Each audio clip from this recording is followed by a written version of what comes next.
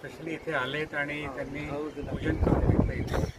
त्यांचं मान्यता होती की इथे आपल्याला पूजन करूनच आपल्याला पूर्ण करायला पाहिजे काम. आणि फाउंडेशनच्या वेळेस सुद्धा आले होते आणि तेव्हा पण पूजन केलं आणि त्याच्यात ही पूर्ण आज फर्स्ट स्टेप झाली आहे.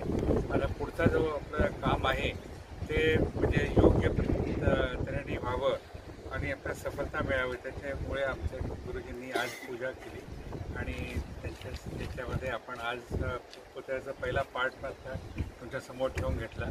आणि आता अशा आहे की म्हणजे बिना काही विघ्न आपल्याला हा पुतळा पूर्ण लावता येईल. माझी टीम पूर्ण इथे आहे आणि आता ते सुरुवात करतील सगळे तुकडे लावण्याची आणि वेल्डिंगची.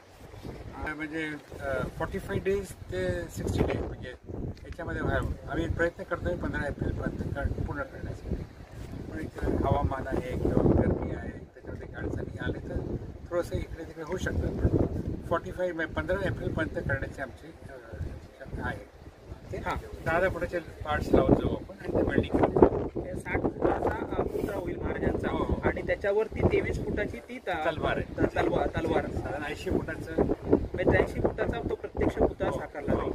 म्हणजे खालचं बेस 10 फुटाचा आहे. पेडेस्टल जे आहे त्याच्यावर साधारण 83 फीट उंच पूर्ण पुतळा होईल तलवारीच्या टोकापर्यंत. महाराजांची हाईट आपण 60 फूट घेतली. तलवार 23 फुटाची आहे. म्हणजे साधारण खांद्याच्या पासून तर 23 फूट जर धरलं कारण हा तसा उंच आहे. त्याच्यानंतर साधारण 83 फूटपर्यंत व्हायला पाहिजे. कारण त्यामध्ये वेल्डिंग केलं जातं म्हणून अजून पूर्ण आपण कॅल्क्युलेट नाही करू शकतो. पण साधारण एवढे येईल 80 to 83.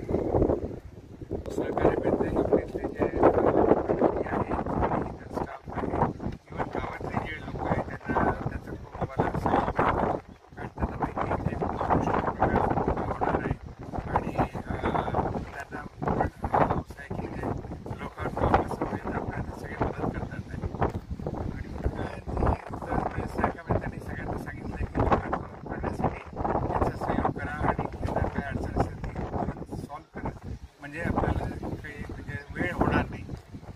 म्हणजे आपले दिल्लीलाच असतात जे छोटं मॉडेल बनवलं ते त्यांच्या देखरेखालीच आम्ही बनवलं सगळं मॉडेल. आणि ते जास्त इकडे फिरू नाही शकत पण येतील आता जेव्हा होईल तेव्हा मध्यंतरी किंवा ते त्यांना आणेल.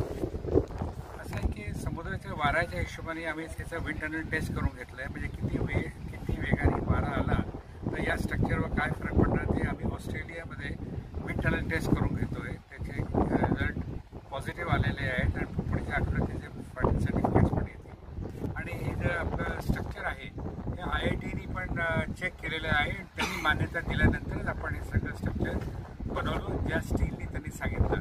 हे स्टील जे आहे ते म्हणजे खूप स्ट्रॉंग स्टील आहे आणि साधारण स्टील जे असतं ते अक्षरशः 10 पटीने म्हणजे मजबूत आहे.